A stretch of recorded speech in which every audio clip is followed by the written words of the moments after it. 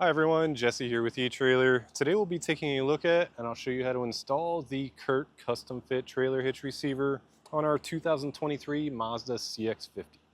Adding a hitch to your CX-50 makes a ton of sense. It's going to give you the ability to add on extra storage space to the rear of the vehicle. With this hitch, you can throw in accessories such as a bike rack or a cargo carrier, and you can even do some light duty towing with it. Just remember, if you plan on doing any kind of towing with it, you will need to purchase some trailer wiring to keep you safe and legal out there on the road. Here's a closer look at our hitch installed on our neighbor's vehicle. As you can see, the cross tubes are completely hidden behind the fascia, and Mazda actually has a kind of cutout for the hitch that you'll remove in the installation process, which gives you a nice clean look. All you'll be able to see is the receiver opening. That receiver opening is 2 inches by 2 inches. That's going to be standard for most of your accessories. Then behind that, we have another standard 5/8 inch pinhole. The pin and clip are not included with this hitch. However, we have many options available here at eTrailer. Also, any accessory that you add on will most likely come with one. Then we have a wire type safety cable loop here, very easy to access. For example, with this clevis style here. Now for some measurements for our ground clearance. From the ground here to the top of the inside of the collar is right above 13 inches. And then from the center of our pinhole to the edge of our fascia here is at about 5 inches. You want to keep that number in mind for any folding accessories that you might add on to ensure they don't make contact with the vehicle. As for the weight capacities with this hitch, we have a gross trailer weight of 3,500 pounds. That's the amount of weight that you can pull behind the vehicle. Then we have a maximum tongue weight of 525 pounds. That's the amount of weight pushing down on the hitch. Always be sure to double check your vehicle's owner's manual to ensure that your vehicle can handle that weight safely. All in all, if you're looking for a hitch for your CX-50, this is a great choice for you. I really like the way it looks. If you have any experience with this hitch and you want to share your thoughts with us, or if you want to share some photos of your hitch installed and what you're using it for, please feel free to leave a review or a comment. As for the installation with this, it's actually a pretty simple process. It's just a matter of, as I said before, taking that small panel out and then lifting the weight of the hitch above your head. So you might need an extra set of hands to help you out with that. If it's not something that you're looking to do yourself, maybe you just don't have the time to get it done before you want it on your vehicle, check out our dealer locator. You can find someone local to you that would be more than happy to get this installed for you. If you are looking to see how this gets installed, then just follow along and I'll walk you through the process. We'll start our installation by getting this hitch panel out of our way. There's going to be 2 Phillips screws kind of hidden back behind it. And you can kind of see through this crack to line up your screwdriver. Get that taken out. Got that one out, and we'll get this one out. We got both of those out. Now we have 2 push pin fasteners to remove here, and honestly, you might want to remove those before you remove those screws. The power of hindsight, I think that would make it a little bit easier. But I'm just using a trim panel tool to pop the center out, pull the whole thing out. You could also use a flathead screwdriver.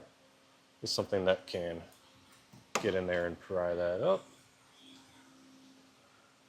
And now we're able to kind of pull down on our fascia here so we can work this panel loose, and that's what I was talking about.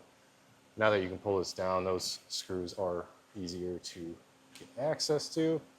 But we can see we have a push fastener holding us in right here. So just use your tool to try to push those tabs in and work out. These are pretty tight.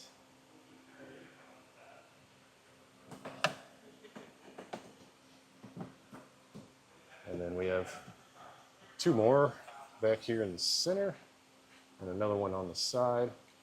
So these center ones, seems like I can just reach my finger around and push them down, pop it out, and then we can just pull that all the way out, and we will not be reinstalling this, so we can just set it aside for safekeeping.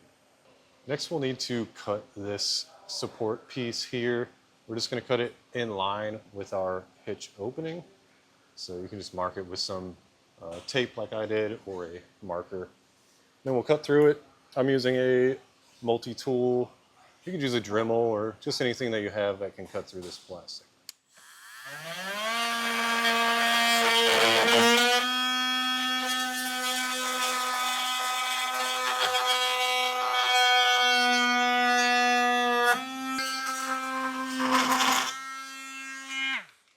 Now we cut that out and cleaned up our edges, took the tape off, and I reinstalled our pushpin fasteners. So we'll move on to our actual mounting holes, which are on the side of the frame here, covered up by tape. There's one here, and then one all the way back against the bumper there. But we'll just work on getting this tape removed.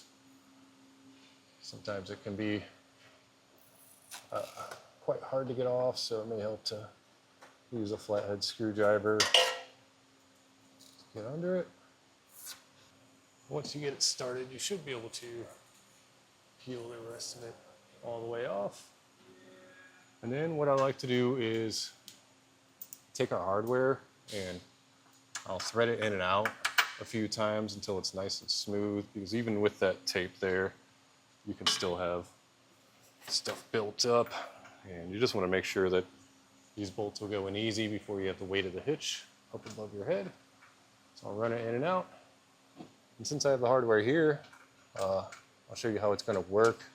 Once we have the hitch in place, both of these holes will get one of these screws here, or bolts, and a conical tooth washer with those teeth facing towards the hitch so that they bite down and hold it secure. It's a good idea to have an extra set of hands to help you lift the hitch up. I have my friend Aiden here to assist me.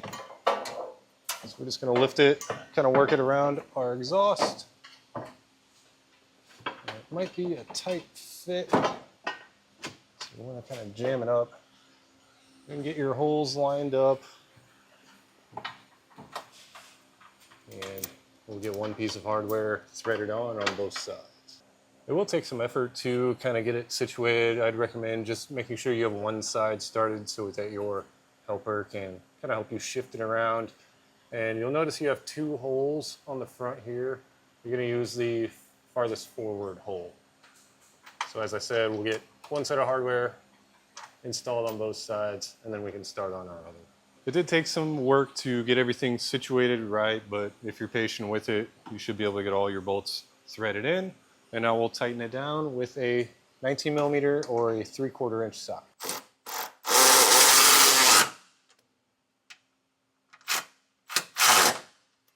Now we'll go over all of our hardware with a torque wrench to make sure it's torqued down to the specifications in the instructions.